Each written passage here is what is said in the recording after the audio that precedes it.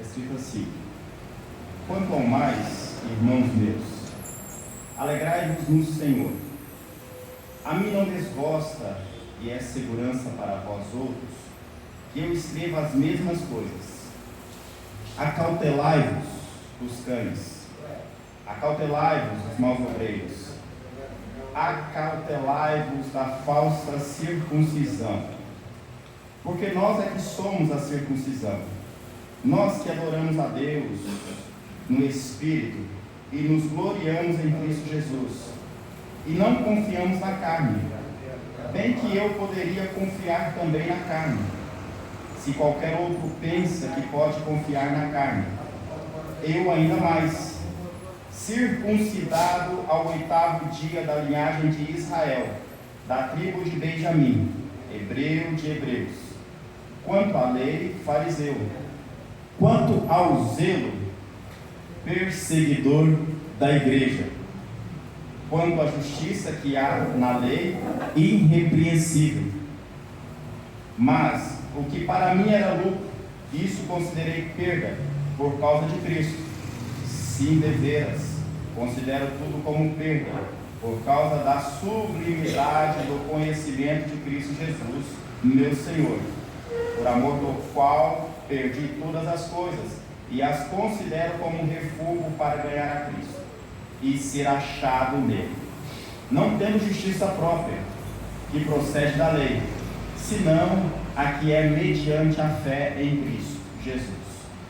A justiça que procede de Deus, baseada na fé, para o conhecer, e o poder da sua ressurreição e a comunhão dos seus sofrimentos, conformando-me com ele na sua morte, para de algum modo alcançar a ressurreição dentre os mortos.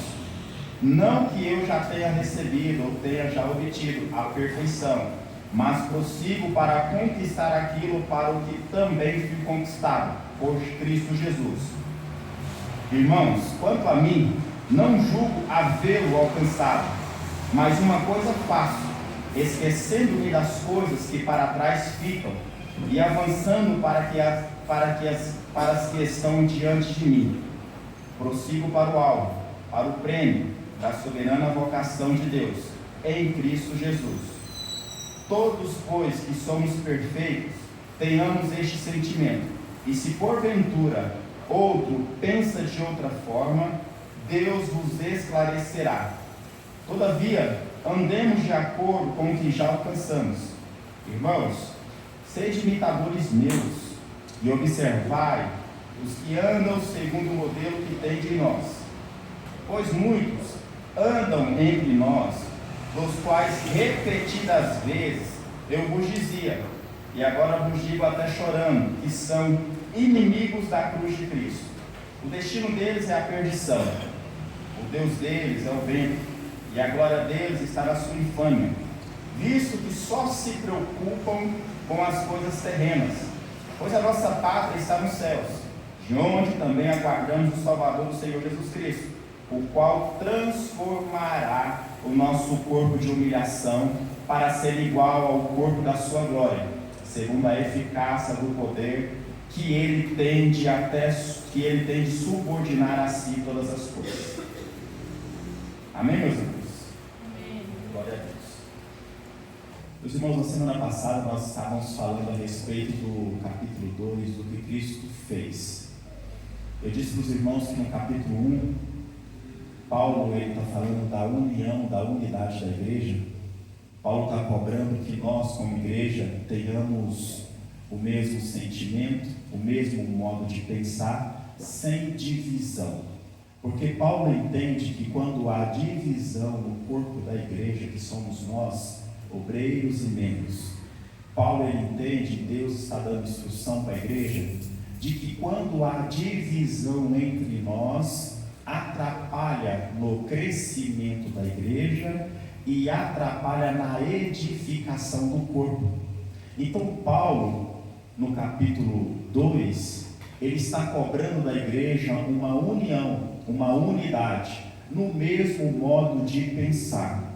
Meus irmãos, divergências de opinião haverá entre nós, sim, com certeza, e é necessário que haja, sim, às vezes, divergência de opinião. Isso é normal, porque nós somos seres individuais, cada um tem uma maneira, uma didática, cada um pensa de uma forma.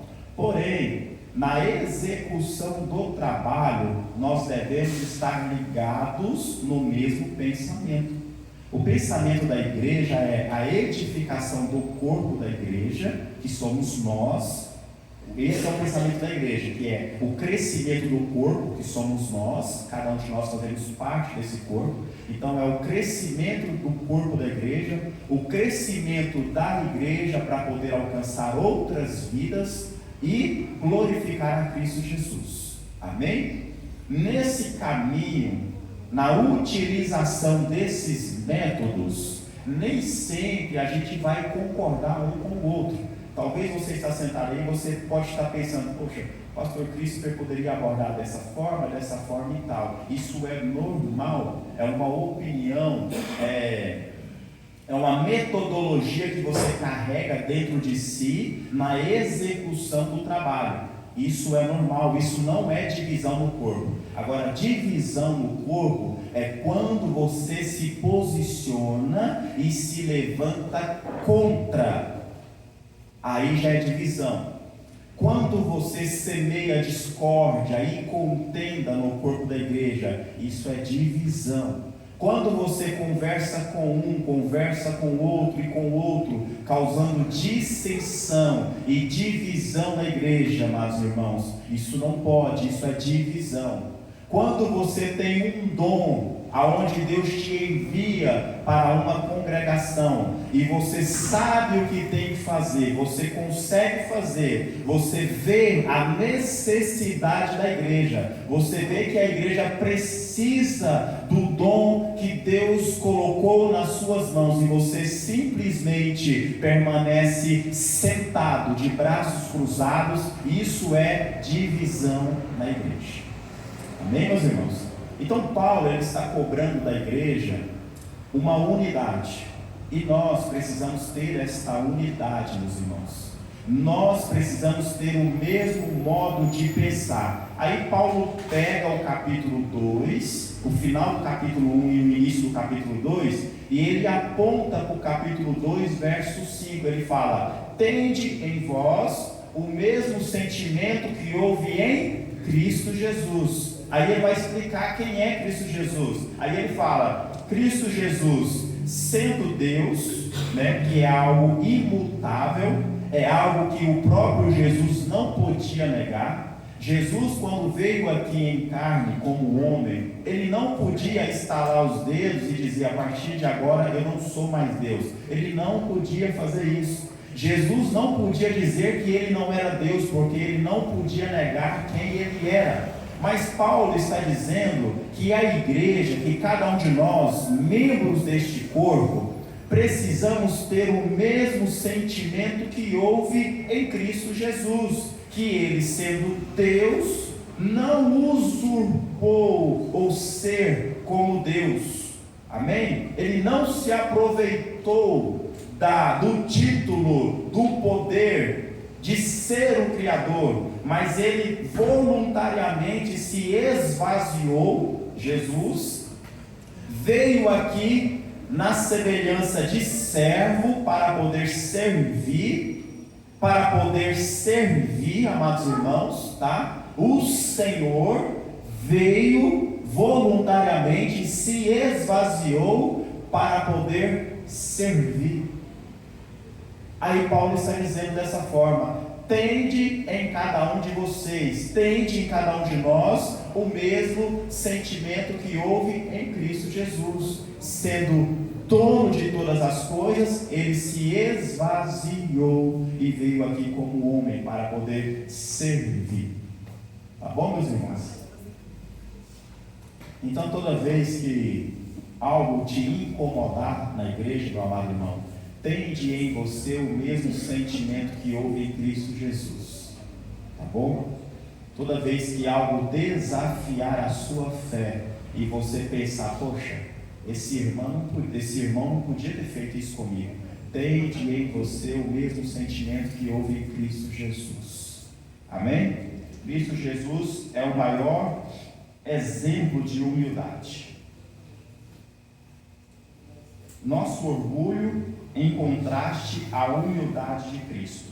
Verso 12. Como resposta ao que Jesus fez, devemos desenvolver a nossa salvação. Meu irmão, leia aí o capítulo 2, verso 12, e você vai ver aí o nosso orgulho em contraste com a humildade de Cristo Jesus.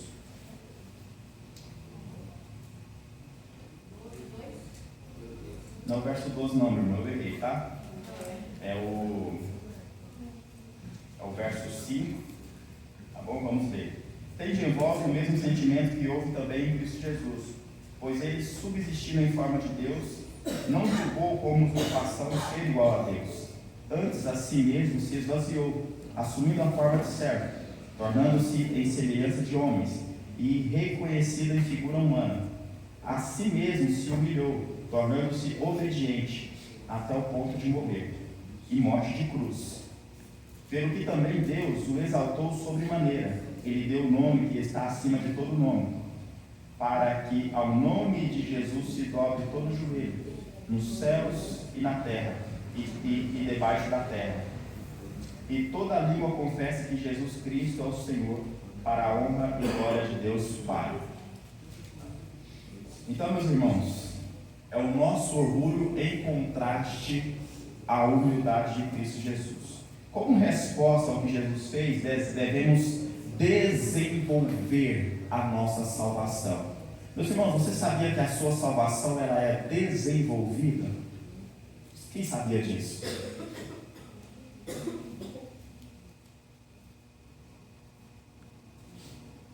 Você precisa desenvolver a sua salvação. Você precisa desenvolver a sua fé. O fato de você aceitar a Cristo Jesus e vir fazer parte de um corpo, meu amado irmão, e apenas vir para a igreja, isso não contribui para o desenvolvimento da sua fé. A fé é algo que nós precisamos trabalhar para que Cristo, o Espírito Santo, possa desenvolver esse crescimento em nós. Por que alguns de nós, meus amados irmãos, se apresentam mais maduros do que outros? E às vezes você vai olhar, às vezes você olha para um jovem que tem 3, 4 anos de evangelho, e às vezes você olha para um cara que está há 30 anos de evangelho, e às vezes você olha para um jovem e ele aparenta ter mais sabedoria, mais autocontrole, domínio próprio do que o senhor que está há 30 anos na igreja. Por quê? Porque a salvação, a fé, ela é desenvolvida, e você precisa lutar para desenvolver isso na sua vida, meu amado irmão. Isso é de responsabilidade nossa, minha, sua. Nós precisamos desenvolver a salvação em nós, meu amado irmão. Toda vez que você perdoa alguém que te feriu, você cresce espiritualmente. Toda vez que você deixa de revidar uma afronta que alguém te faz, você cresce espiritualmente. Toda vez que você deixa de responder a alguém como ele deveria, ele merecia que fosse respondido, você cresce espiritualmente, meu amado irmão. Toda vez que você ora, toda vez que você jejua, toda vez que você vem nos cultos de quarta-feira, você cresce, você se desenvolve espiritualmente, amado irmão. Então a ordem que Paulo está dando aqui no capítulo 2, no verso 12, é: assim, pois, amados meus, como sempre obedeceste, não só na minha presença, porém muito mais agora, na minha ausência, desenvolvei a vossa salvação com temor e tremor, porque Deus é quem efetua em vós tanto querer como realizar, segundo a sua boa vontade. Verso 13, Paulo traz para nós uma das maiores verdades que a Bíblia ensina para a igreja. Você está aqui sentado hoje, meu amado irmão, não é por causa de você mesmo. Você está aqui sentado hoje, não é por causa do pastor. Eu estou aqui dando esse estudo, não é por causa dos irmãos, não é por causa de mim mesmo, mas é o que está escrito aqui no verso 13, porque é Deus quem efetua em nós tanto o querer como o realizar. Amém, meus irmãos? Deus é quem faz estas coisas dentro de nós. É o Espírito Santo de Deus que nos traz motivação. Muitas vezes, se você olhar para muitas coisas com seus olhos carnais dentro da igreja, você se desmotiva de vir para a igreja, meu amado irmão. Não é verdade? Muitas vezes se eu for olhar para muitas coisas aqui, eu me desmotivo de passar horas preparando o estudo para a igreja. Mas a motivação não vem de mim, não vem de vocês.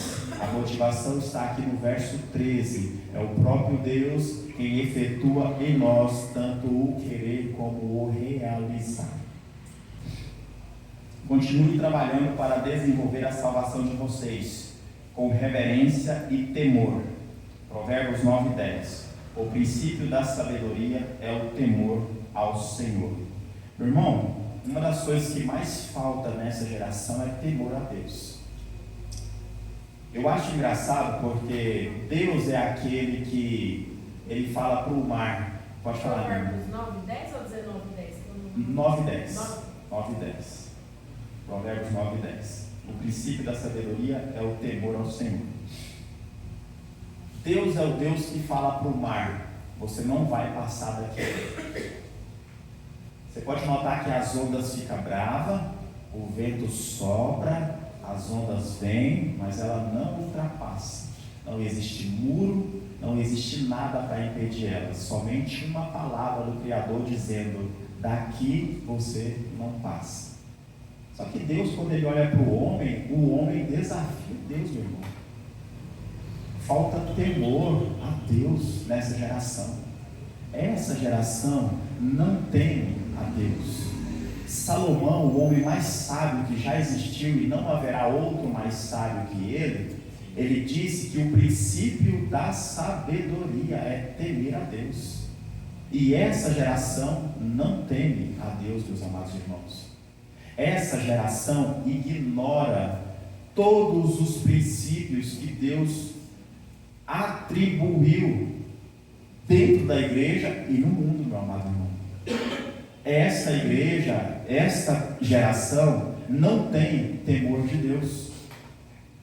E temor, amados irmãos, é alguém que desconfia completamente das suas habilidades para satisfazer a todas as solicitações, mas para atender a todas as solicitações, mas que religiosamente faz o melhor que pode para cumprir o seu dever. Isso é temer a Deus, meu amado irmão. Você precisa ter temor de Deus, temer a Deus. E Paulo está dizendo: desenvolva a sua salvação com temor e tremor. Verso 13. Pois Deus é quem trabalha em vocês para que desejem e realizem as coisas que lhe agradam. As pessoas se esquecem de todas as coisas que quem opera na nossa vida é Deus. É Ele quem convence do pecado.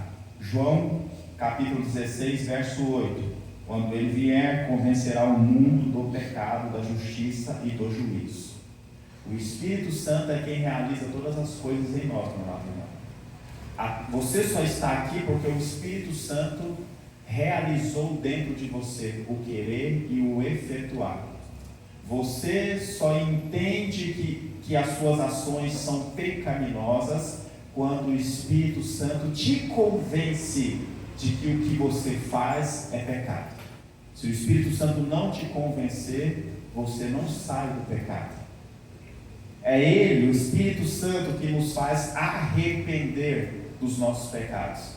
Não é você que automaticamente se arrepende, não. É o Espírito Santo que te conduz, que te leva ao arrependimento. Romanos capítulo 2, verso 4, parte B do versículo. Ignorando que a bondade de Deus é quem te conduz ao arrependimento. Então é Ele que efetua todas as coisas em nós. Aí Paulo vem trazer outra verdade aqui no capítulo 2. Façam tudo sem contendas e sem murmurações. Meu irmão, deixa eu dizer algo para vocês. Eu disse isso no início desse estudo, que o que atrapalha a igreja é a falsa sensação de que nós estamos no controle disso aqui. Essa falsa sensação é que atrapalha o crescimento da obra. Ninguém aqui está no controle de nada. Ninguém. Nada aqui é por acaso. Eu estou mostrando para os irmãos que o Espírito Santo de Deus é quem efetua em nós tanto querer como realizar. É Ele que faz todas as coisas. E tudo que acontece no culto, meu amado irmão, é na direção do Espírito Santo de Deus. Paulo vem dizer para nós que nós precisamos fazer as coisas sem contendas e sem murmurações. Então preste atenção, que você não vai ouvir uma voz dentro da sua cabeça, ou não adianta você esperar o seu coração sentir vontade de fazer alguma coisa em prol da obra de Deus. Não. Para isso, Deus instituiu líderes, para que líderes direcionem o povo para as necessidades da igreja. A igreja sempre vai precisar de alguém que lidere e de alguém que sirva a liderança. E não se engane, porque quem lidera serve todos vocês. Tá bom, meus irmãos? Quem lidera, quem está à frente, ele se torna servo de todos vocês. Todos vocês. Eu sou servo de todos vocês. Se você sentar comigo, você vai entender que o próprio Deus fechou minhas portas, travou minha vida para que eu possa servir vocês. Então, quem está à frente, ele serve todos vocês. Mas entenda que na igreja sempre haverá aquele que lidera, que aqui é o pastor Júnior, e nós que servimos a Cristo Jesus subordinado a uma liderança. Agora Paulo está dizendo para nós que tudo que nós formos fazermos deve ser feito sem contenda e sem murmuração, meu amado irmão. É melhor que não faça. É melhor que você se assente no banco e fale: olha, pastor Júnior, não conte comigo, eu só estou aqui para ouvir o culto. Meu irmão, eu tenho certeza que ele vai te respeitar e te amar da mesma forma. Mas se você faz com contenda e murmuração, você causa prejuízo para a sua vida, porque quem vai cobrar de você é o próprio Deus, meu amado irmão. Então não se engane, a falsa sensação de que nós controlamos isso aqui é ilusão, é ilusória. Nós não controlamos, meu amado irmão, a igreja, essa máquina que chama igreja, não. É o próprio Deus que controla tudo isso aqui, meu amado irmão. É o próprio Deus que dirige tudo isso aqui. É o próprio Deus que mantém isso aqui aberto de pé, meu amado irmão. O homem não pode fechar. Meu amado irmão, se o pastor Júnior hoje falar assim: quer saber? Eu não vou mais mexer com a igreja. Eu vou fechar a igreja. Meu irmão, não fecha não. Se Deus não quiser, não fecha não, meu amado irmão. Não fecha, porque quem controla isso aqui é o próprio Deus. Ele levanta outro, ele joga debaixo da terra, ele mata, ele fecha aqui. Deus faz no outro dia essa pizzaria, esse negócio aqui fechar, ele abre, outra pessoa vem, aluga isso aqui, meu amado irmão, e o negócio só continua. Você precisa parar de achar que nós controlamos isso aqui. É Deus que controla todas as coisas. Ele efetua em nós tanto querer como realizar. Por isso, façam tudo sem contenda e sem murmuração, meus irmãos. Amém? Amém. Do verso 19 ao verso 30, como eu disse para os irmãos, Paulo ele dá testemunho de dois obreiros. Ele fala de Timóteo e Epafrodito. Tá, meus irmãos? Preste atenção que ele vai trazer do verso 19 ao verso 30 qualidades que era desconhecida da igreja. A igreja desconhecia as coisas que Timóteo e Epafrodito faziam. Porque Timóteo e Epafrodito entendiam que eles trabalhavam para Cristo Jesus. A minha motivação, meu amado irmão, de sentar e preparar uma aula para os irmãos, onde eu fico horas preparando, é Cristo Jesus.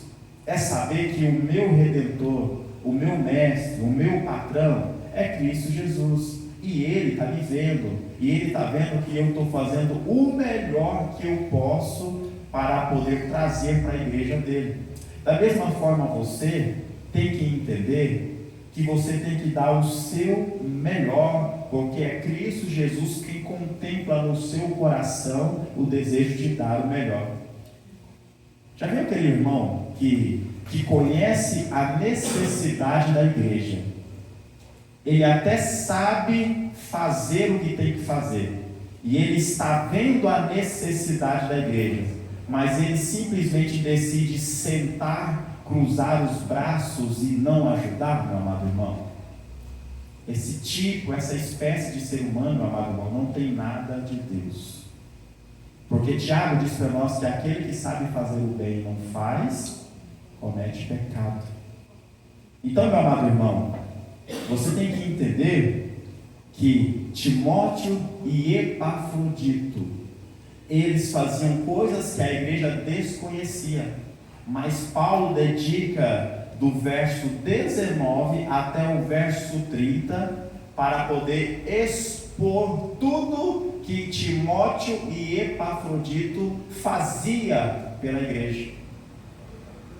Sabe por que Jesus fala para você através disso aqui?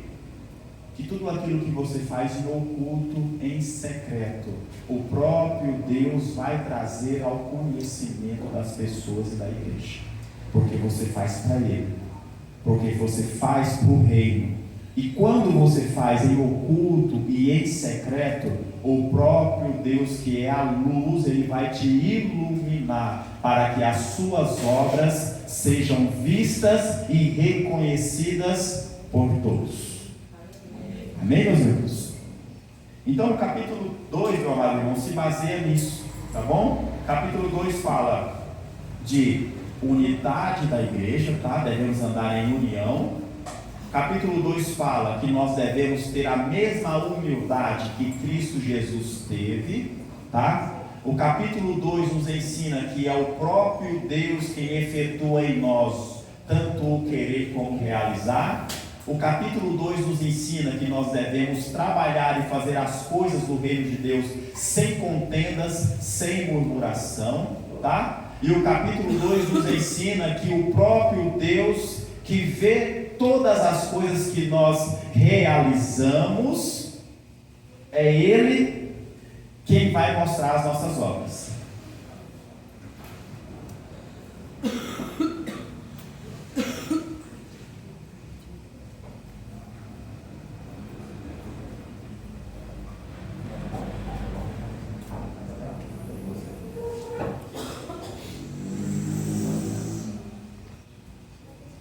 Paulo, meus irmãos, ele parte do capítulo 3, tá? Ele começa o capítulo 3 dizendo, quanto ao mais. Paulo, ele está fazendo aqui tipo uma espécie de resumo, tá, irmãos? Tudo que foi dito no capítulo 1, no capítulo 2, ele começa o capítulo 3 trazendo uma espécie de resumo, dizendo, quanto ao mais, baseado em tudo que eu disse para os irmãos, baseado em tudo que eu ensinei para a igreja, tudo que eu disse para os irmãos, quanto ao mais, aí ele fala, alegrai-vos no Senhor. Lembre-se que eu disse para os irmãos que a epístola aos Filipenses é conhecida como a epístola da... Eu quero que os irmãos entendam que do capítulo 1 até o capítulo 3, Paulo usa a expressão alegria 12 vezes, tá, meus irmãos? Do capítulo 1 até o capítulo 3, até aqui, verso 1, Paulo usa a expressão alegria 12 vezes, tá? Ele fala, primeiro, que está no capítulo 1, verso 4, devemos orar com alegria. Segunda e terceira vez que ele se refere à expressão alegria, capítulo 1, verso 18, nós devemos ter alegria em ver Cristo anunciado. A quarta vez que ele usa a expressão alegria está no capítulo 1, verso 25. A presença de alguém que nos ensine a palavra deve trazer alegria para a nossa fé. A quinta vez que ele usa, que está no capítulo 2, verso 2, ele nos ensina que a união da igreja nos traz alegria. A sexta, a sétima, a oitava e a nona vez que ele se refere à expressão alegria, ele vem nos ensinar que, mesmo que morramos no serviço da fé, nós estaremos alegres. Capítulo 2, verso 17. A décima vez que ele usa a expressão alegria, ele fala, que está no capítulo 2, verso 28. Devemos nos alegrar com aquele que Deus levantou para nos liderar aqui nessa terra. Tá, meus irmãos? A 11ª vez que ele usa a expressão alegria, capítulo 2, verso 29. Receber com alegria obreiros que são nos enviados. Por isso que toda vez que chega um obreiro aqui, como chegou o evangelista Ricardo, a irmã Jô, entendeu? E assim como outros obreiros que foi chegando, Marcelo, eu, por que o pastor Júnior vai recebendo com alegria? Porque Paulo está ensinando isso aqui, receber com alegria os obreiros que nos são enviados. Tem muita igreja, meu amado irmão, que fica com ciúmes, tá? Você chega, ele se sente ameaçado, ele fala, vixe, pronto, agora o pastor não vai mais me ver, agora eu não vou mais pregar aqui, porque esse irmão que chegou aí prega mais do que eu, essa irmã canta mais do que eu. Meu irmão, não deve existir isso, tá?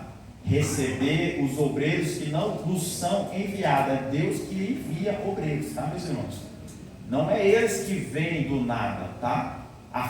Lembre-se da falsa sensação de que nós controlamos isso aqui, tá? Isso é uma falsa sensação. Obreiros que entram naquela porta ali, não é eles que vêm do nada, tá? É o próprio Deus que envia, tá? Lembre-se da parábola lá da seara, tá? Poucos são os trabalhadores, grande é o reino, né? E poucos são os trabalhadores. Rogue ao Senhor da seara para que envie mais trabalhadores, tá bom? A seara é essa congregação, os trabalhadores são os obreiros. Rogue ao Senhor da seara. Quem é o Senhor da seara? Jesus. Ore para Jesus, para que Ele envie mais obreiros para essa obra. Então a obra de Deus, ela só cresce quando nós dobramos o nosso joelho e falamos, Senhor, nos ajuda, envia mais pessoas para nos ajudar. Amém? Por isso nós estamos orando aqui para Deus enviar aqui músicos para essa igreja, tá, irmãos? Que os irmãos estejam intercedendo, tá? Orem para que Deus possa enviar alguém que toca baixo, alguém que toca violão, tá bom? Porque essa obra aqui precisa, tá, meus irmãos? Amém? E quando a gente ora, Deus envia, tá bom? A 12ª vez que ele se refere à expressão alegria, né? Ele vem nos ensinar no capítulo 3, verso 1. Nossa alegria tem um fundamento. E qual é esse fundamento? No Senhor. Capítulo 3, verso 1. Quanto ao mais, irmãos meus, alegrai-vos. Na riqueza? No carro? No trabalho? No filho? No casamento? Não. Nossa alegria tem um fundamento. Alegrai-vos no Senhor. A base da nossa alegria deve ser Cristo Jesus. Essa é a base da nossa alegria, o fundamento da nossa alegria, tá bom? A versão nova tradução na linguagem de hoje diz: não me aborreço de escrever, repetindo o que já vos escrevi, pois isso contribuirá para a segurança de vocês. Preste atenção que no capítulo 3, Paulo está dizendo assim, quanto ao mais, irmãos meus, alegrai-vos no Senhor. E ele fala, a mim não me é cansativo repetir as mesmas coisas. Muito pelo contrário, é segurança para vós mesmos, que eu escreva as mesmas coisas. Sabe o que Paulo está dizendo aqui? Eu não me canso de bater na mesma tecla. Eu não me canso de repetir e ensinar as mesmas coisas. Preste atenção que Deus está trazendo um ensinamento para a igreja, que essa geração, ela costuma dizer dessa forma: ai, que esse pregador só prega as mesmas coisas que eu já ouvi. Ai, que esse irmão vai pregar a mesma mensagem de Davi. Ai, que esse irmão vai trazer o mesmo estudo que eu estudei na outra igreja. O Espírito Santo de Deus está dizendo para você: não me é cansativo repetir as mesmas coisas. Muito pelo contrário, isso é segurança para nós. O aprendizado, meu amado irmão, ele vem através da rotina. Tá? O que foi ensinado há 2000 anos atrás é o que está sendo ensinado hoje, é o que continuará sendo ensinado amanhã. Tá bom, meus irmãos? Hebreus diz para nós que, havendo Deus outrora falado de várias formas, de várias maneiras, a nós nos falou pelo Filho. Preste atenção que Hebreus está trazendo para nós uma revelação dessa forma, ele dizendo: havendo Deus outrora falado, ou seja, ele usou profetas, sinais para poder falar com o povo dele. Agora, para nós, igreja, ele já falou. E qual é a última voz de Deus? É Cristo Jesus. A Bíblia Sagrada é a última voz de Deus. Não haverá outra revelação. Não haverá novas visões, novas revelações. A Bíblia é a última palavra de Deus, meu amado irmão. Deus não vai falar mais nada a não ser aquilo que está revelado nas Escrituras. Quer ouvir Deus falar? Leia a Bíblia. Quer ouvir Deus falar? Venha para o culto de ensino.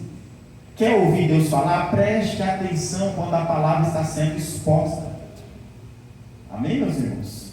Então a Bíblia está nos ensinando.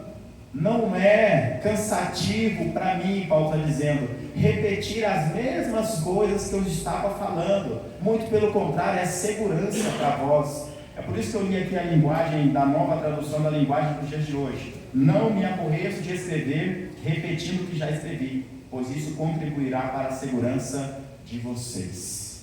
Tá bom, meus irmãos? Aí no verso 2 ele traz um alerta, ele fala: cuidado com os cães. Olha só, já viu aquela placa que tem na porta da sua casa assim, ó? Cuidado com o cão. Aonde você vai? Cuidado, cão bravo. Paulo, ele traz um alerta para a igreja. Ele fala: cuidado com os cães. Vamos entender o que Paulo está dizendo? Paulo aqui traz um alerta. A palavra aqui, na Almeida Revista e Atualizada, é acautelai-vos, tá? Acho que muitas traduções aqui, que é a maioria, vai estar assim, ó: acautelai-vos, ao invés de cuidado.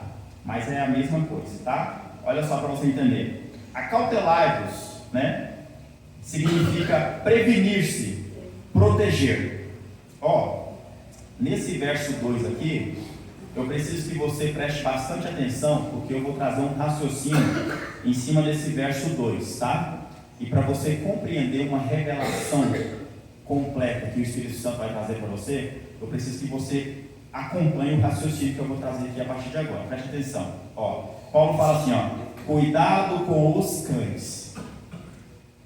Infelizmente, a nossa língua é muito pobre com relação ao grego. Infelizmente, tá?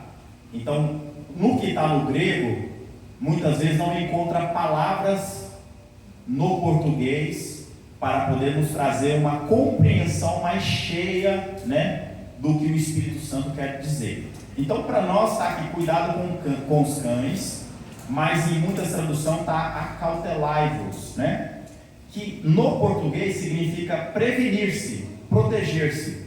Beleza. Só que no grego, a palavra que é usada é pleco, tá? Paulo usa a palavra, em vez de acautelai-vos, em vez de cuidado, ele usa a expressão pleco, tá? Que significa olhar, ver. A expressão pleco significa olhar, ver. Eu olho, vejo, percebo, discerno. Tá bom, meus irmãos?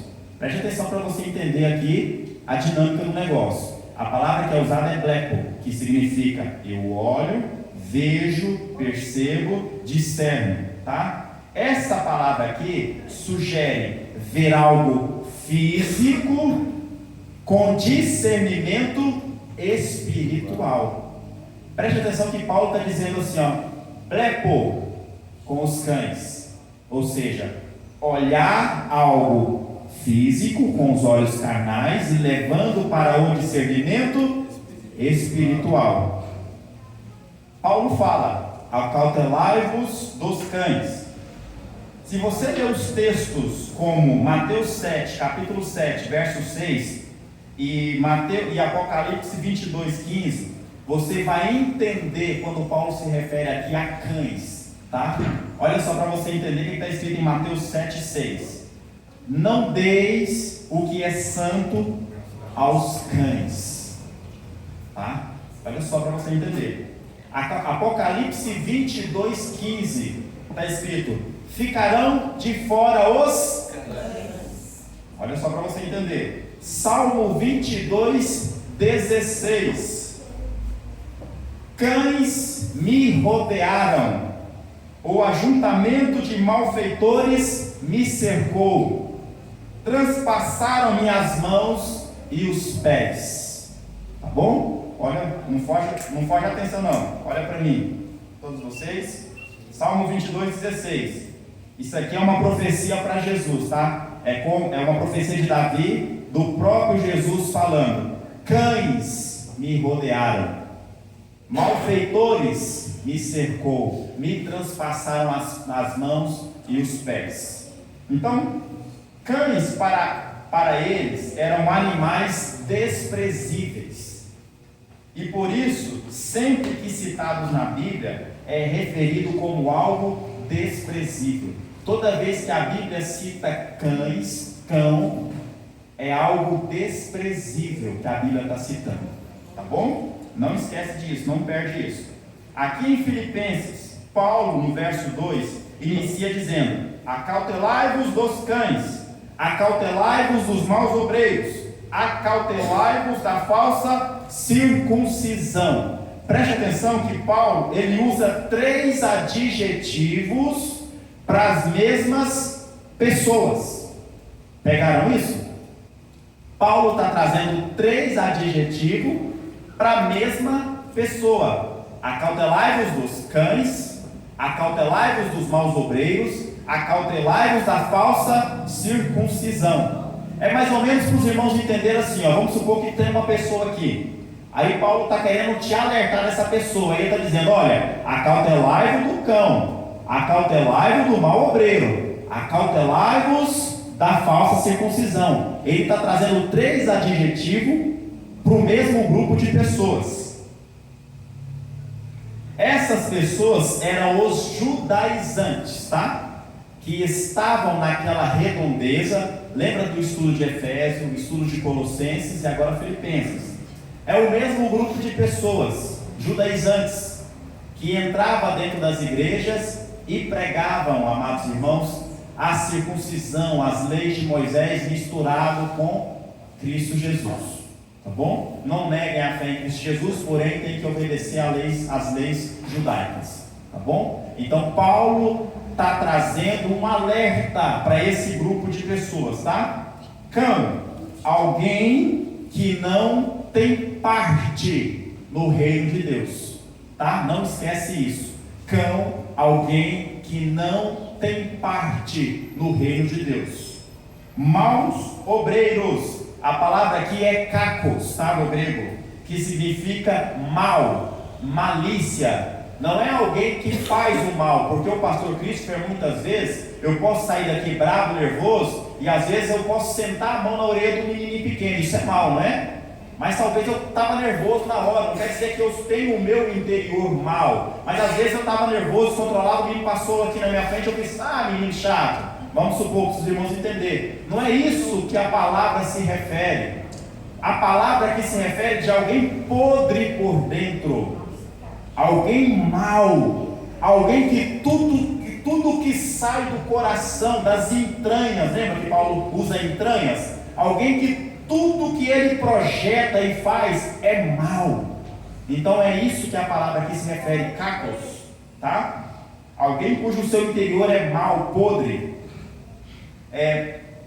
falsa circuncisão, alguém que carrega consigo um ritual externo, sem sentido e sem valor espiritual, tá?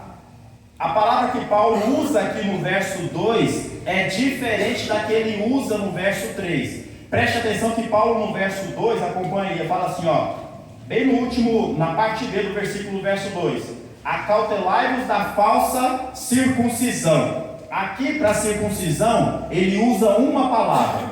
No verso 3, ó, porque nós que somos a circuncisão. No verso 3, quando ele fala de circuncisão, ele está usando outra palavra. Eu estou falando do grego, tá, meus irmãos? Ele está usando outra palavra. Aí talvez você pode pensar, nossa, pastor, mas isso é muito chato, meu irmão. Isso faz muito sentido espiritual.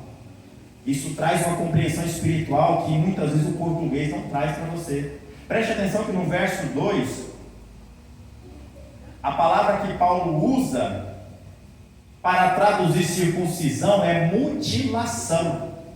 Os maus, eles carregam com eles 3 adjetivos. São pessoas que não têm parte com Deus, que é os cães. Deus já entregou tais pessoas aos seus próprios desejos, tá? Então quando Paulo fala assim, ó, cuidado com os cães, são pessoas que Deus já entregou, tá? Aos seus próprios desejos. Tais pessoas até estão no nosso meio, tá? Tais pessoas até ficam dentro da igreja, mas são pessoas que Deus já está esperando lá no juízo final, tá bom? Pode falar. Pessoas que, segundo eles falam em Romanos, né? Isso. Pessoas que querem viver conforme a sua vontade e não conforme o que o Senhor leu no verso 2, capítulo 13. Não querem fazer aquilo. Pessoas que querem viver, tipo assim, eu vou para a igreja, mas eu vou viver o meu jeito, a minha forma, como eu quero. Essas pessoas, Romanos fala que elas vão viver conosco, mas Deus só vai te aguardar no final. Viva conforme você quer. É um problema teu também. Não viver mais. Tipo isso? Isso. A irmã Emma trouxe aqui, foi de Deus esse exemplo que ela trouxe, né? A irmã Emma citou aqui 2,13, porque Deus é quem efetua em vós tanto querer como realizar. Essas pessoas não deixam o Espírito Santo efetuar a vontade dele na vida dela. Efésios, vê se é Efésios ou Tessalonicenses, acho que é Efésios. Não entristeciais do Espírito Santo, é Efésios mesmo. Não entristeciais do Espírito Santo de Deus, o qual foste selado para o dia da redenção. Então essas pessoas entristecem o Espírito Santo de Deus, estão dentro da igreja, tá? Essas pessoas são cães, porque não têm parte no reino de Deus, tá? São pessoas desprezíveis. Então Deus já entregou tais pessoas aos seus próprios desejos, tá? Efésios 4, tá, irmãos? Não entristece, verso qual? 30. Verso 30. São pessoas que carregam dentro delas uma maldade interior, tá? Maus obreiros. Aqui nós estamos falando de maus obreiros. Pessoas que carregam dentro delas uma maldade interior. Eu estou falando de pessoas que muitas vezes estão no meio da igreja, tá, irmãos? Tá? Olha o alerta que o Espírito Santo está trazendo para nós, para você, igreja. Pessoas que carregam dentro delas uma maldade interior. Maus obreiros. São pessoas sujas, podres por dentro, cheias de malícias e pensamentos profanos e maus.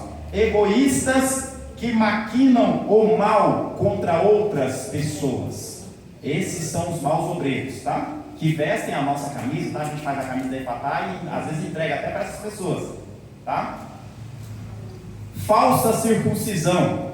São pessoas que querem a todo custo mostrar piedade, enquanto não são pessoas piedosas, tá? Falsa circuncisão. Querem provar uma falsa religiosidade, enquanto na verdade estão cheias de desejos malignos e pervertidos, tá, meus irmãos? Então esses são a falsa circuncisão.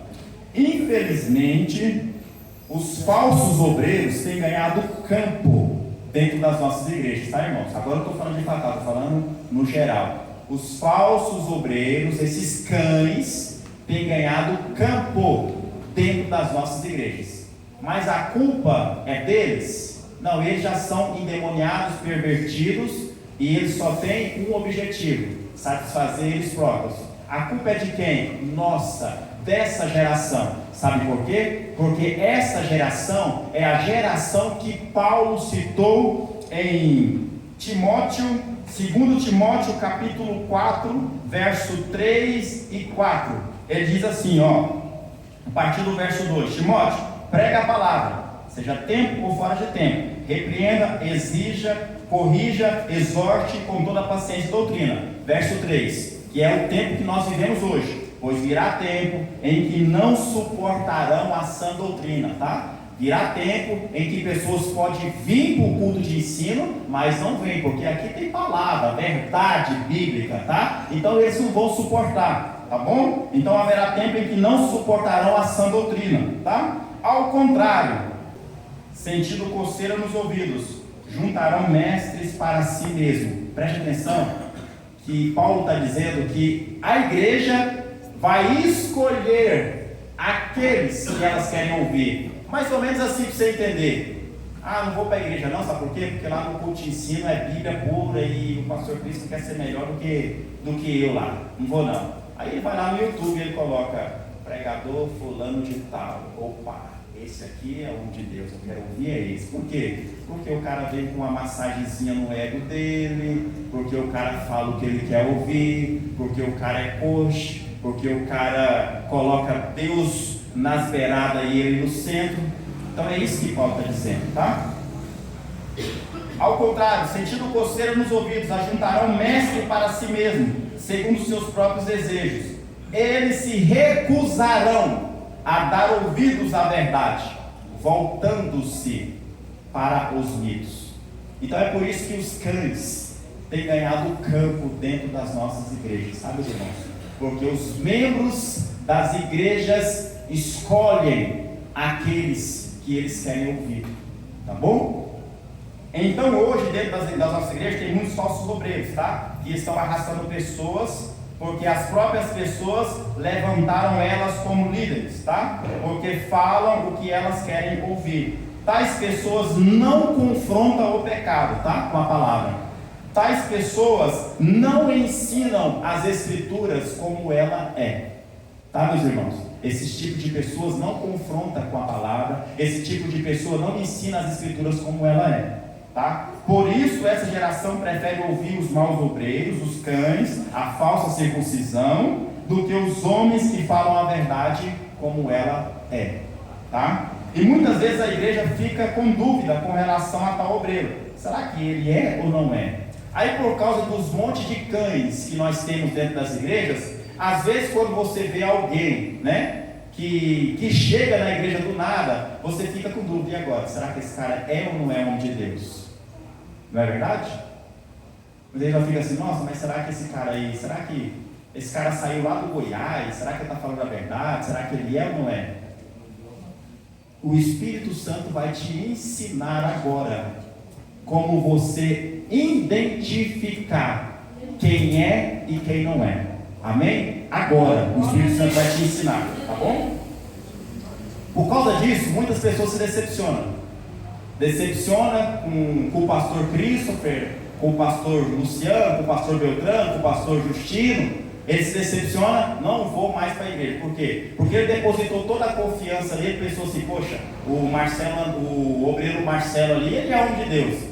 Um exemplo, o Marcelo André é homem de Deus, mas estou usando ele como exemplo. O Marcelo André ali, o obreiro Marcelo ali é homem de Deus. Aí de repente com a caminhada, o obreiro Marcelo não é homem de Deus. Quer saber? Não vou mexer mais com a igreja, não, sabe por quê? Porque todo mundo é farinha do mesmo saco. Não, preste atenção que o Espírito Santo vai te ensinar agora. Paulo repete 3 vezes a palavra acautelai-vos, né? Só que Paulo está repetindo a palavra lepo, lembre-se, que é olhar com os olhos e discernir espiritualmente, tá? O significado, como eu disse, é olhar, ver algo físico com discernimento espiritual. Eu vejo, eu olho, percebo, discerno, tá? Se você quer saber quem é ou não a pessoa, basta você observar.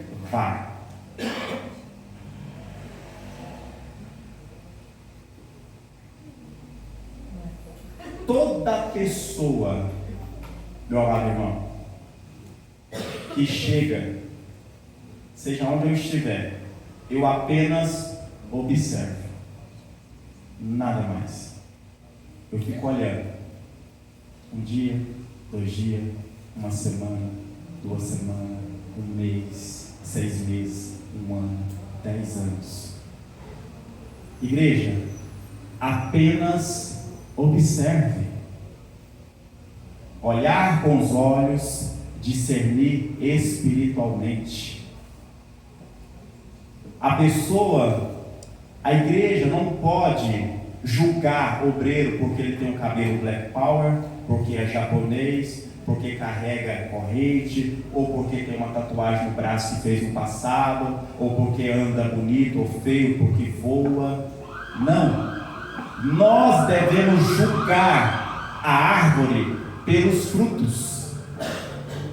A Bíblia nos ensina que uma fonte boa não jorra águas amargas. Uma fonte boa, ela jorra água doce.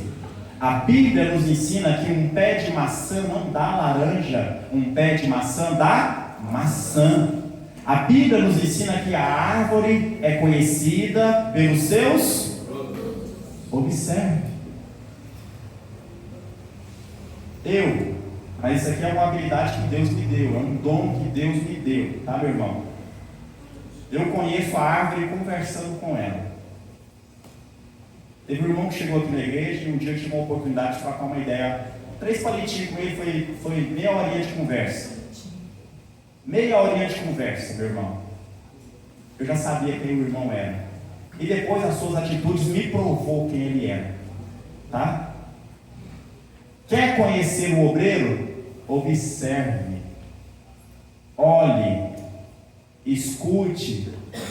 Fale menos e ouça mais. Deixa ele falar.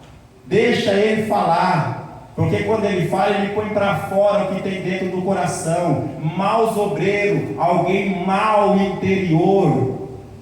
Você está entendendo o que o Espírito Santo está te revelando aqui? Maus obreiros, alguém que é mau por dentro. Como que você vê algo por dentro da pessoa? A Bíblia nos ensina: o que contamina o homem não é o que entra, mas o que sai.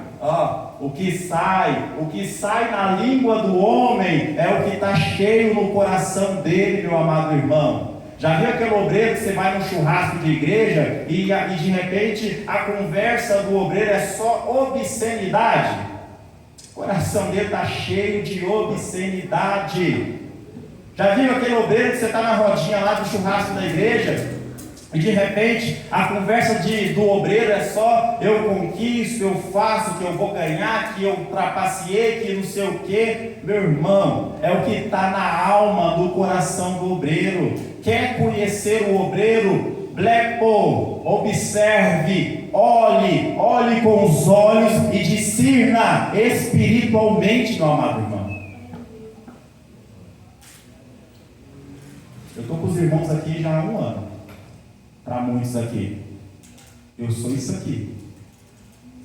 Eu sou isso aqui que você vê. Já fui em churrasco com você, já fui em almoço, já fomos em monte, já conversamos distraidamente. Tome, observe, tome as suas notas e as suas conclusões. Porque eu já tenho a minha nota e a minha conclusão de cada um dos irmãos. Eu sei quem é, quem não é, quem não é. Por quê? Porque eu olho, observo, escuto e discerno espiritualmente.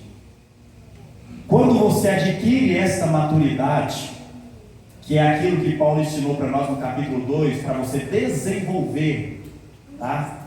Isso, a sua fé, a sua salvação. Quando você adquire essa maturidade, meu amado irmão, você não se decepciona mais com pessoas. Eu não me decepciono com pessoas, meu amado irmão. Eu não me decepciono com obreiros. Por quê?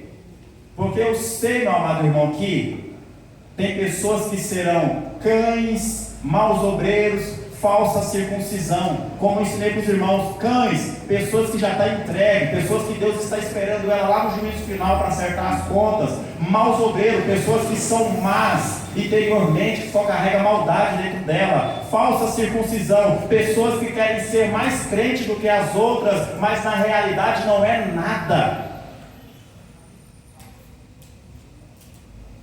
E eu convivo com todas essas pessoas tranquilo, meu amado irmão. Por quê? Porque você adquire uma maturidade. Porque a Bíblia me diz que é lá no juízo final que Deus vai enviar os anjos e vai separar o joio do trigo. Eu convivo normalmente com essas pessoas. Ah, mas que pastor fulano de tal fez isso, fez aquilo. Quando a foice comer, meu amado irmão, esse joio vai sair fora. Ah, que fulano de tal falou mal de mim. No outro dia eu abraço ele, pego na mão e estamos juntos. Tem essas coisas dentro da igreja, meus irmãos. Não esqueça que igreja é lugar onde Deus pega as coisas desprezíveis do mundo e traz para dentro da igreja, tá? E nós devemos trabalhar para que esse irmão desenvolva a salvação e a fé, meu amado irmão. Está certo, capítulo 2, verso 13, tem pessoas que não vai ouvir, não vai deixar Deus efetuar nele o querer como realizar. Tem pessoas que não vai deixar o Espírito Santo agir na vida dele, mas fique tranquilo que tais pessoas o próprio Deus tira do nosso meio. O próprio Deus tira, arranca do nosso meio. Tá, meus irmãos? Porque também aqui na minha tradução, que é um pouco mais antiga, essa atualizada, ele fala que Deus opera em vós, tanto querer como efetuar, segundo a sua vontade. Então, ele vai fazer segundo a sua vontade. Ele deve efetuar. Não adianta. Ele vai fazer como ele quer e não como nós queremos. Exatamente tudo como ele quer. Porque a sua vontade é boa, perfeita e agradável. Então, se ele deixar a gente sem emprego, é a vontade dele. Se ele fechar a porta, é a vontade dele. E a vontade dele é boa e ponto final. E a nossa não vai sobressair nunca. Tipo isso? Isso mesmo. Segundo a vontade dele. Agora preste atenção. Para os irmãos entenderem algo aqui. Isso aqui você não escuta, tá? Em muitas igrejas não, tá, meu irmão? Isso que eu vou falar aqui. Você não escuta em púlpito de pregação. Púlpito de pregação, você escuta que você é o melhor, que você é o bonzinho, que é você que deveria estar no trono, e Deus que deveria estar aqui sofrendo. É isso que você estuda nos cultos. A gente precisa dizer algo para você. As pessoas oram querendo, Senhor, eu quero domínio próprio. Como é que você vai ter domínio próprio? Como que você vai desenvolver domínio próprio? É a vontade que eu tenho de... Mas... Eu amo esse irmão. É a vontade que eu tenho de... Deus te abençoe, vem cá, amado. Vou orar com você. Como você ama ele se você tem vontade de enforcar ele? Meu irmão, é só uma metáfora. É só uma metáfora, tá? Escute e discerne espiritualmente. Meu irmão, toda vez que alguém pisa no seu calo, toda vez que alguém te afronta e você, você desenvolve domínio próprio. Entendeu, meu irmão? Toda vez que alguém te afronta, te fere, te faz alguma coisa e você não revida, você desenvolve domínio próprio. Toda vez que você escuta alguém falar de você, falar mal de você, e você não vai lá tirar satisfação, tá? Preste atenção. Você escuta o pastor Christopher falar mal de você, e você vem aqui e que você falou mal de mim e que no seu que você não está desenvolvendo domínio próprio. Porque o domínio próprio diz para você que você deve se dominar. Você deve se dominar. É domínio próprio. Quando você não tem domínio próprio, quem te domina é a ira, quem te domina é a raiva, quem te domina é a sensualidade, quem te domina é Satanás. Mas quando você tem domínio próprio, quando você tem domínio próprio, meu amado irmão, quem te domina é você. Então, como você vai desenvolver domínio próprio? É aquilo que a Emily citou, segundo a vontade de Deus.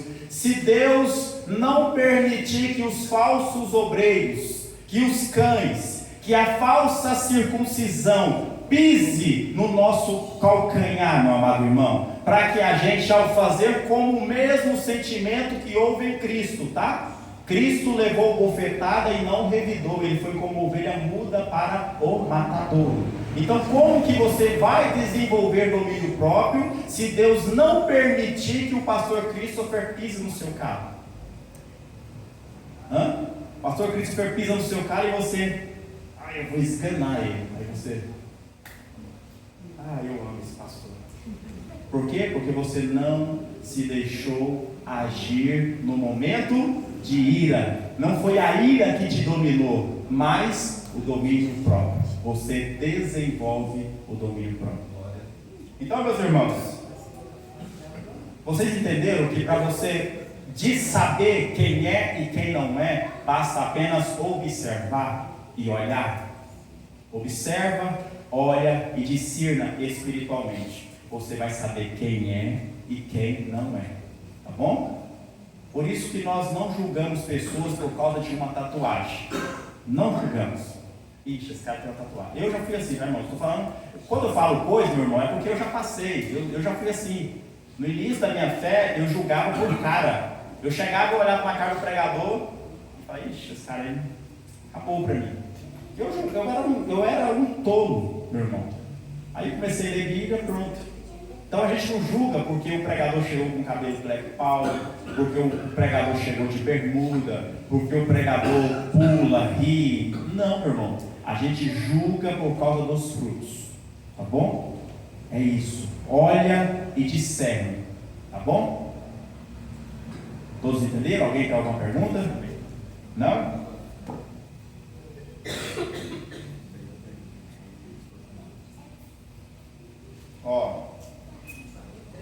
Verso 3. Pois a circuncisão somos nós. Aqui Paulo usa a palavra peritome, que significa circuncisão, ato religioso. Tá bom?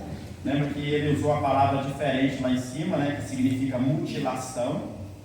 E aqui agora ele usou a palavra para circuncisão mesmo, que é peritome, que significa circuncisão, ato religioso. Metaforicamente, alguém separado para Deus.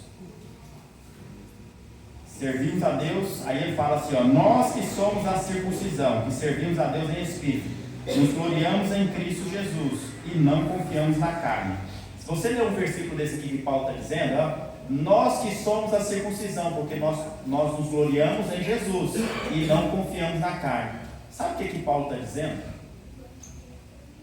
Paulo está dizendo o seguinte: os cães, os maus obreiros, a falsa circuncisão, aqueles que querem mostrar externamente que são homens de Deus, tá? Mas não são homens de Deus, mas eles fazem questão de provar para vocês que são homens de Deus. Os que menos são homens de Deus, preste atenção nisso que eu vou dizer para os irmãos, e os irmãos vão amadurecer e vão notar que é verídico o que eu estou falando para os irmãos. Os que menos são, os que mais têm a necessidade de provar para vocês que são. Tá bom? Os que menos são. Quem é, meu amado irmão, ele não liga, ele não se preocupa, ele não é hipócrita, tá? Ele não escolhe linguagens ou palavras para te impressionar. Não. Quem é, e ele apenas vive, porque é impossível negar quem ele é. Quem não é, ele usa de meios, artifícios e artimanhas para poder provar para você aquilo que ele não é. Tá bom? Falsa circuncisão, ato, externo, uma falsa religião. Aí Paulo está falando aqui, nós que somos a verdadeira circuncisão, que servimos a Cristo e nos gloriamos no que Cristo fez e não confiamos na carne. Sabe o que Paulo está dizendo? Nós é que somos crentes de verdade. Por quê? Porque nós nos apegamos naquilo que Cristo fez e não confiamos em atos externos, cerimonialmente, tá? Nós não nos apegamos à nossa própria força, mas nós nos apegamos naquilo que Cristo fez. Nós temos a fé em Cristo Jesus, naquilo que Ele fez na cruz. Servimos a Deus em Espírito, nos gloriamos em Cristo Jesus e não confiamos na carne. Ou seja, adoramos a Deus pelo Seu Espírito. Nós confiamos no que Cristo fez e não em cerimônias religiosas como a circuncisão. Do verso 4 ao 6, Paulo mostra suas credenciais. Ele vem mostrar que se cerimônia religiosa tivesse algum valor diante de Deus, ele poderia se gloriar, pois era um judeu legítimo e não era um prosélito.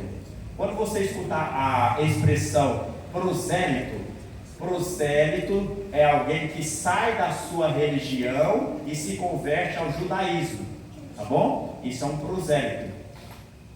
Paulo está dizendo assim, se eles acham que são crente mesmo, então eu sou super crente. Por quê? Aí ele começa a falar, circuncidado ao 8º dia de nascido, hebreu de hebreus, Benjamim, da tribo de Benjamim, quanto à lei, fariseu, quanto ao zelo pela lei, eu persegui a igreja, o tanto que eu era zeloso. Aí Paulo está dizendo o seguinte, olha só para você entender, que Paulo está apresentando credenciais, que ele gastou dinheiro, tá, meus irmãos? Ele gastou dinheiro para ser quem ele era, porque ele estudou nas melhores faculdades, tá? Ele estudou com Gamaliel, era o cara mais top que existia naquela época, tá? Como é que chama essa faculdade? Mackenzie é a melhor que tem hoje aqui em São Paulo? Mackenzie? Não, de teologia? Eu acho que a melhor é a USP. A USP de teologia? Sim, eu acho. Então, é famosa Mackenzie, né? Lá no Goiás eu escutava dela. Então vamos pôr a Mackenzie. Se fosse hoje, Paulo teria estudado na Mackenzie, com o professor mais sábio de lá da Mackenzie. Então ele gastou dinheiro, tá? Tem que ter dinheiro para estudar na Mackenzie, meu irmão. Ou Costa Quente, algum padrinho particular. Então tem que ter dinheiro. Então Paulo gastou muito dinheiro. Só que olha só para você ver que Paulo, ele fala que tudo que ele tinha antes, ele considera como lixo. Por quê? Comparado ao conhecimento de Cristo. Você entende isso, meu irmão? Você consegue ter noção disso? Paulo está falando que quem ele era, o que ele foi, tudo que ele investiu, os anos que ele gastou, e ele fala, tudo isso para mim, ele pisa na latinha de lixo, e ele joga tudo que ele era, tudo que ele gastou, tudo que ele acreditava, todas as suas convicções, anos de vida, ele pega aqui e ele joga dentro de uma lata de lixo, e ele fala, isso para mim é lixo, comparado ao conhecimento de Cristo Jesus. Você consegue ter essa noção, essa percepção espiritual? Ele tinha tudo, mas não tinha o que necessitava, que era Deus. Ele tinha tudo, estava numa posição alta, era Paulo. Ele era o cara, sabe? Ele era o cara. Mas ele não conhecia Jesus. Então ele falou, eu não era ninguém, eu não tinha nada, tudo era lixo. A palavra que ele usa aqui é traduzida como esterco, tá? Esterco, a palavra que ele usa aqui no grego é traduzida como esterco. Ele está falando que tudo que ele era, tudo que ele tinha, toda a fama, para ele se resumia a esterco. Porque hoje, né, na época dele lá, ele tinha o conhecimento de Cristo. Então tudo no passado era esterco. Tá bom, meus irmãos? Então eu quero dizer para você que você não perdeu nada, você não vai perder nada, muito pelo contrário. Tudo que você se apega nessa terra, meu amado irmão, é esterco, é lixo, comparado ao conhecimento que Deus vai te dar, comparado ao crescimento que Deus vai te dar, comparado àquilo que Ele reservou para você no céu. Amém? Verso 9: sem méritos próprios, mas a fé me dá a certeza que os méritos de Jesus me introduz no céu. Vamos ler? Capítulo 3, verso 9. E ser achado nele, não tendo justiça própria, que procede da lei, senão a que é mediante a fé em Cristo Jesus. A justiça que procede de Deus, baseada na fé. Paulo aqui está dizendo, sem méritos, mas a fé me dá a certeza que os méritos de Jesus me introduz no céu. Por isso eu quero que levante a mão quem tem certeza que Jesus voltar hoje vai para o céu. Aleluia. Desenvolva essa salvação aí, irmãos. Capítulo 2, verso 12. Desenvolva. Você tem certeza, sabe por que você tem certeza? Você é servo de Cristo Jesus? Você respeita a autoridade de Jesus? A autoridade de Jesus faz sentido na sua vida? Isso vai responder na sua mente, vai responder na sua mente. A autoridade de Jesus faz sentido na sua vida? O que é a autoridade de Jesus fazer sentido na sua vida? Quando você se depara com algo que não deveria fazer, a autoridade de Jesus é maior na sua vida? Você compreende essa autoridade? Sim. Reconhece Jesus como seu Senhor e Salvador? Sim. Você é servo de Cristo Jesus? Sim. Beleza. Então, o sacrifício de Jesus é suficiente para te levar para o céu. E por isso o céu te aguarda. Amém? Wendell Wisber, tá? Um grande teólogo que morou nos Estados Unidos, ele disse que somente uma boa obra pode levar o pecador para o céu. Somente uma boa obra pode levar o pecador para o céu, tá? E essa boa obra foi feita na cruz. Por isso não tem obra sua ou minha que me leve para o céu. Somente uma boa obra pode levar o pecador para o céu. E essa boa obra foi feita na cruz. Tá bom, meus irmãos? Aí vocês leem na casa de vocês o Evangelho de João, capítulo 7, do 1 ao 4. Depois eu mando essa referência no grupo, tá? E para encerrar, eu não poderia deixar de dizer isso aqui, que está no verso 10, tá? Leia aí, capítulo 3, verso 10. Para conhecer e o poder, para o conhecer, Paulo está dizendo, para conhecer a Jesus, né? E conhecer também o poder da sua ressurreição. E a comunhão dos seus o quê? Isso. Em outras traduções está a comunhão dos seus sofrimentos, conformando-me com ele na sua morte. Irmão, deixa eu trazer aqui uma grande verdade para você que choca com as pregações motivacionais de hoje. Quem aqui é servo de Cristo Jesus? Você é servo de Cristo Jesus? Quem aqui quer morar na glória? Quem aqui quer tudo aquilo que Deus tem para dar? Porque Deus tem para você, meu amado irmão, prosperidade, porque isso é bíblico. Você quer? Saúde, você quer? Se Deus abrir uma porta para você trocar de carro, casa, você quer? Quem quer fazer parte do sofrimento das aflições de Jesus? Eu não quero, mas eu preciso. Se eu levantar a mão e falar que eu quero, eu sou um hipócrita. Eu quero sofrer? Você é doido? Eu sou masoquista? Eu preciso. Eu sou igreja. Você não vai participar somente das coisas boas de Cristo. Entenda, Cristo é o modelo, Cristo é o padrão, Cristo é o exemplo, Cristo é o nosso substituto. Cristo veio substituir Adão, porque Adão falhou, meu amado irmão. Cristo veio substituir, ser o nosso substituto. Cristo é o padrão. Paulo está trazendo aqui uma das maiores verdades que é negada para você, igreja. Você precisa ter tanta comunhão com Cristo Jesus, meu amado irmão, ao ponto de participar com Ele dos sofrimentos. Não vem para a igreja, se falar para você, vai para a igreja lá, porque Deus vai te dar vitória, porque Deus vai te dar casa, vai te dar carro. Meu irmão, mas que isca mais medíocre que jogaram para você? Mas que isca mais medíocre é essa? Porque a isca que eu vejo João Batista lançar no deserto é: raça de víboras, se convertam. Essa é a isca que eu vejo João Batista jogar. Por que essa geração, a isca medíocre que ele joga é: vai lá na igreja hoje que Deus vai te dar vitória, vai lá na igreja hoje que Deus vai te abrir uma porta de emprego, vai lá na igreja hoje que Deus vai curar? Não, meu irmão, vem para a igreja, Tá? Deus vai te dar vitória? Vai te dar. Não tenho dúvida disso, Ele vai te dar vitória. Mas lembre-se, para Ele te dar vitória tem que vir guerra. Ele vai te dar vitória na guerra. Ele vai te dar vitória na enfermidade. Ele vai te dar vitória na tribulação. Ele vai te dar vitória no sofrimento. Vem para a igreja, capítulo 2, verso 12, para você desenvolver a sua salvação. Vem para a igreja, capítulo 2, verso 13, porque Ele vai operar em você, tanto o querer como o efetuar. Vem para a igreja, capítulo 3, verso 10. Vem para a igreja para você fazer parte, comunhão dos sofrimentos de Cristo Jesus. Posso ouvir um amém? Só para... Porque você querendo ou não vai participar.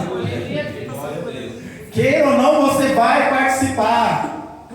Meu amado irmão, eu não vou negar isso para você.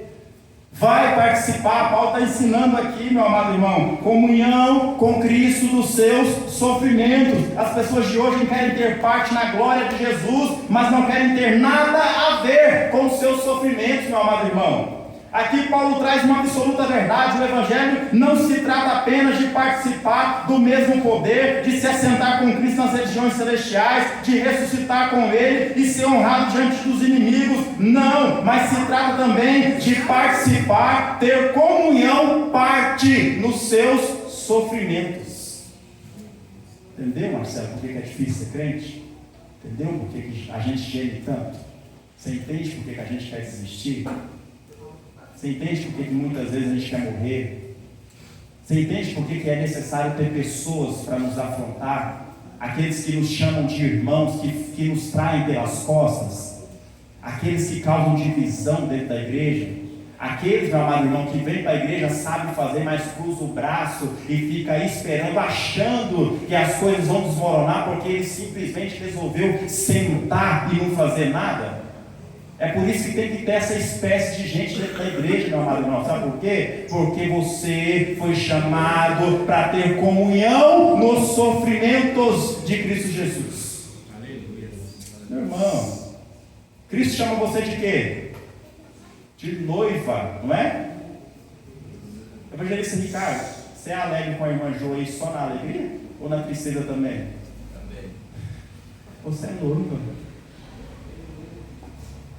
As coisas estão boas com Cristo Jesus, está com Cristo Jesus. As coisas estão ruins, muitas vezes nós não estamos com Cristo Jesus, mas isso não significa que Ele abandonou o barco, porque quando as coisas estão ruins, é aí que Jesus está na sua vida, meu amado irmão. É aí que Ele se apega em você e Ele fala: eu não abro mão de você, eu não te largo. Sabe por quê? Porque se depender de mim, eu largo Ele, meu amado irmão. Mas quando a tempestade vem, aí que Jesus fala: vem aqui, minha noiva, vem aqui, meu amor, porque eu não abro mão de você. Eu estou sentindo a presença de Deus aqui. Só de pé. Vamos fazer uma oração, porque eu estou sentindo a presença de Deus.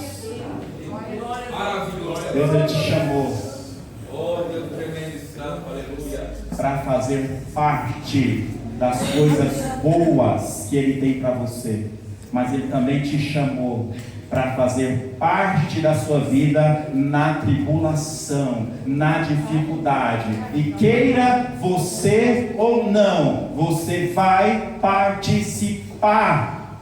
Lembre-se que nós estudamos Efésios. Efésios é o quê? O corpo de Cristo. É a igreja, você é corpo. Corpo de Cristo. O corpo de Cristo foi entregue na mão de pecadores, amados irmãos. Para quê? Para apanhar, para ser morto, amado irmão. Você é corpo de Cristo. Quando Cristo vir na sua glória, com os anjos, meu amado irmão, Ele vai chamar você diante de todo o universo, diante de todos os anjos. Se você acha que ser honrado é você ser chamado diante de um ginásio, de uma faculdade, para receber um diploma, imagine naquele dia o Criador chamar o seu nome, você se levantar diante do universo, diante de toda a criação, meu amado irmão. Deus!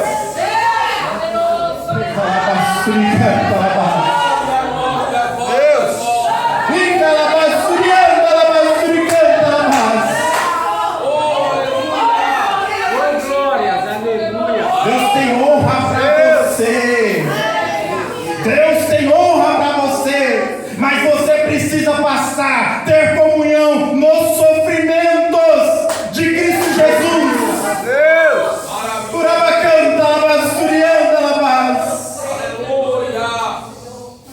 E calabassuri canta, calabassuri anda, Deus. Em nome de Jesus. Que Deus, que a tua palavra, meu Deus, venha alcançar o coração da tua igreja.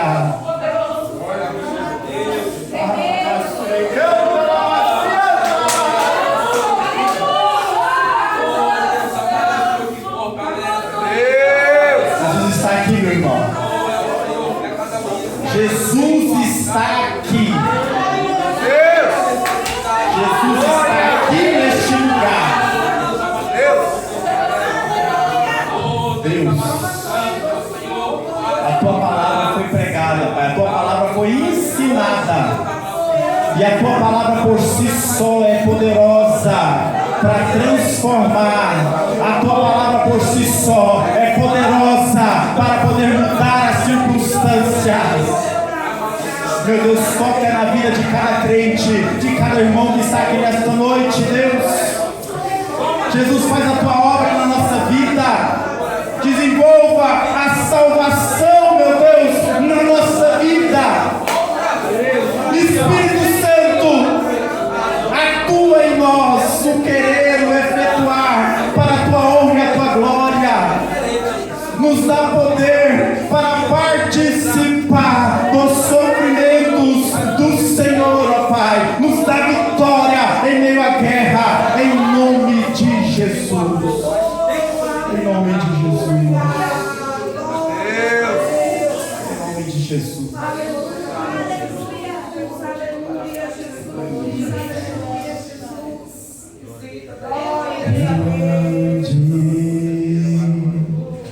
É o Senhor, digno de louvor, na cidade do nosso Deus, teu santo monte. A alegria de toda a terra.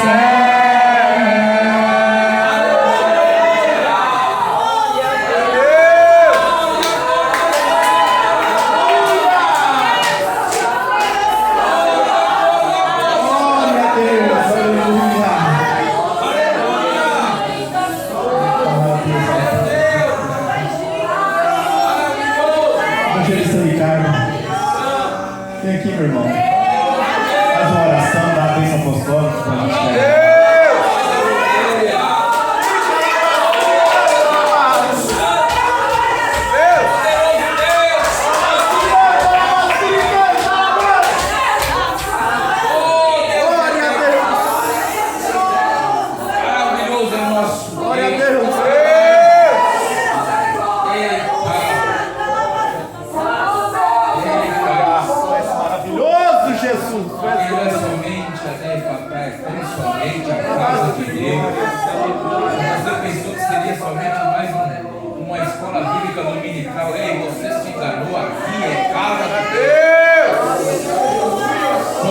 Soberano Deus, aqui neste lugar, ó Deus amado.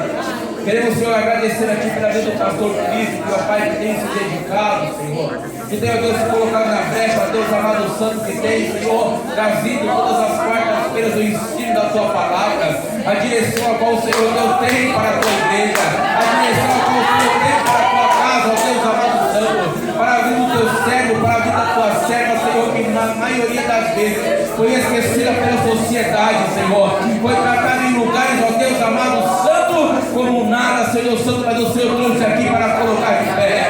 O Senhor é o Deus amado santo, continua curando, libertando e salvando, ó Deus amado santo, e não é diferente aqui neste lugar nesta noite, porque o Senhor tem tratado conosco aqui neste lugar, o Senhor tem mostrado ser sempre Deus, Pai, nas nossas vidas, ó Pai amado santo, o dispensa do Deus, debaixo, ó Pai, das Tuas santas, gloriosas e poderosas mãos, nos levando para os nossos lares, Senhor, nos dando uma noite de bênção, de graça, de glória, nos guardando na saída da Tua casa, até o portão do nosso lar, ó Pai amado santo, acampa os Teus anjos, livra-nos, ó Deus, do homem violento, da bala perdida, de toda a maldição, ó Pai amado, deste mundo, ó Deus amado santo, dê uma noite de descanso para os Teus filhos, amanhã, quinta-feira, o Senhor nos permitindo, ó Pai, levantaremos, Senhor, para um novo dia de trabalho, dia de vida, dia de luta, dia de graça, Pai, porque o Senhor é Deus que vai à frente, Pai, assim nós te pedimos e te agradecemos no nome de Jesus, e em nossas mãos. Que o grande amor de Deus e a graça de nosso Senhor e Salvador Jesus o Cristo e as duas consolações que no Santo Espírito do Senhor esteja com todos, desde agora e para todos sempre. Todos digam amém.